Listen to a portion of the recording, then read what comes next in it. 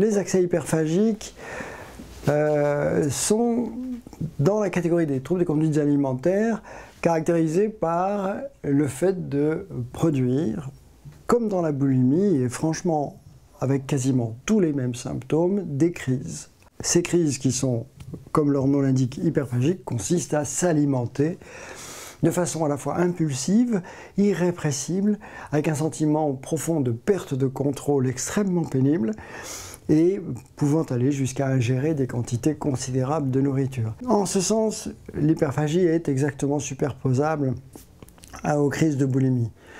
La différence, principalement, c'est que dans la boulimie, il y a nécessairement des comportements compensatoires très fréquents, dont les plus connus sont bien sûr les vomissements, les prises de laxatifs par exemple.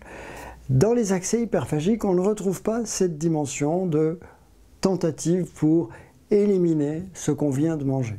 La conséquence première, c'est que, bien entendu, les accès hyperphagiques qui augmentent considérablement les apports sans pouvoir les éliminer, poussent la plupart de ces sujets, en fait plus des 2/3, près des 3/4 d'entre eux, à augmenter leur indice de masse corporelle, c'est-à-dire leur corpulence, et c'est un trouble qui est fortement corrélé à l'obésité. Attention, certaines formes d'hyperphagie ou d'accès hyperphagique sont à poids parfaitement normal, mais voilà, retenons que la plupart de ces personnes ont en plus un problème de surpoids. Dans les spécificités cliniques, il faut retenir que ce diagnostic peut être porté dès lors que ces crises se produisent au moins une fois par semaine, depuis au moins 3 mois.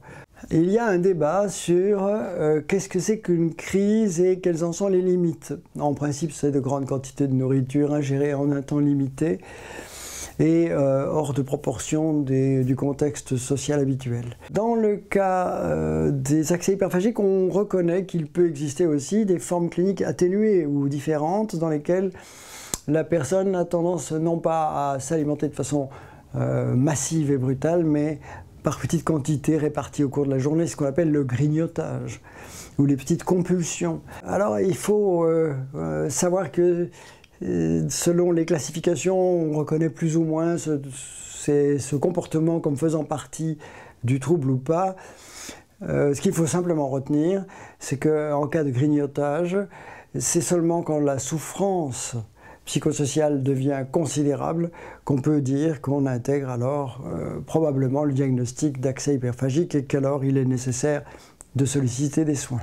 Les traitements possibles de cette maladie, une piste est évidente, comme dans presque tous les troubles des conduites alimentaires, c'est la thérapie comportementale et cognitive qui est 100 fois revalidée dans cette indication comme étant la thérapie de première intention. On a la possibilité de recourir à des médications. Il existe par exemple certains amphétamines-like qui peuvent avoir un effet tout à fait intéressant ou certains médicaments antidépresseurs de la classe des antidépresseurs sérotoninergiques qui ont fait leurs preuves.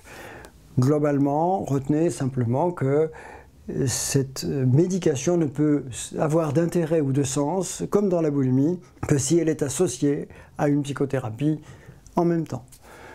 Se contenter d'une prescription médicale est une contre-indication reconnue dans l'ensemble des recommandations internationales. Donc quelle est la répartition en termes d'incidence de ce trouble dans la population générale? 2 aspects. D'abord, la proportion des troubles des conduites alimentaires représentés par les accès hyperphagiques est considérable. C'est plus de la moitié des troubles des conduites alimentaires qu'on peut répertorier dans une population. C'est une première particularité. La deuxième, elle est assez importante à noter, c'est que autant la boulimie et l'anorexie mentale sont des pathologies très féminines, autrement dit 9 fois sur 10 ce sont des personnes du sexe féminin qui sont touchées. Dans les accès hyperphagiques, on est plus près de 2/3 de femmes pour 1/3 d'hommes. C'est un rapport qui est beaucoup plus équitable. Et puis, une autre chose mérite d'être notée, c'est qu'est-ce qui fait qu'une personne va développer ce trouble? Alors probablement, comme dans presque toutes les maladies mentales aujourd'hui, on sait qu'il y a des prédispositions qui sont d'ordre génétique ou biologique.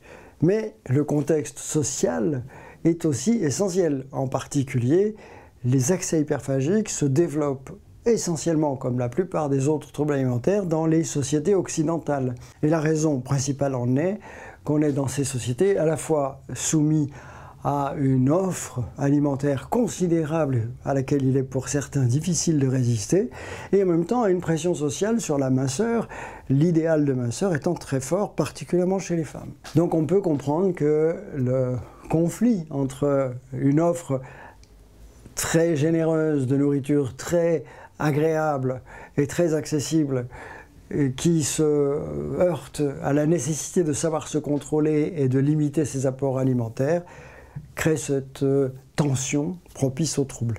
Retournons aussi une chose, et à mon avis très importante, c'est que la corrélation entre les accès hyperphagiques et l'obésité marche dans les deux sens. Oui, si vous faites des crises hyperphagiques, vous risquez bien de voir votre poids augmenter au cours de votre vie, mais n'oubliez pas que la plupart des personnes en surpoids ou obèses sont aussi des personnes qui font énormément de régimes. Or, faire des régimes, et faire des régimes parfois drastiques, parfois mal conduits, eh bien, va entraîner le risque, va décupler le risque de faire des crises hyperphagiques et finalement favoriser entre autres par le système du yo-yo bien connu, c'est-à-dire je perds du poids et puis les crises m'en font reprendre et j'en repère avec mon régime suivant et mes crises m'en font reprendre, etc. Ce yo-yo contribue à avoir augmenté le risque d'obésité au cours de la vie. Donc voilà les grandes lignes concernant ces accès hyperphagiques qu'il faut aujourd'hui bien connaître.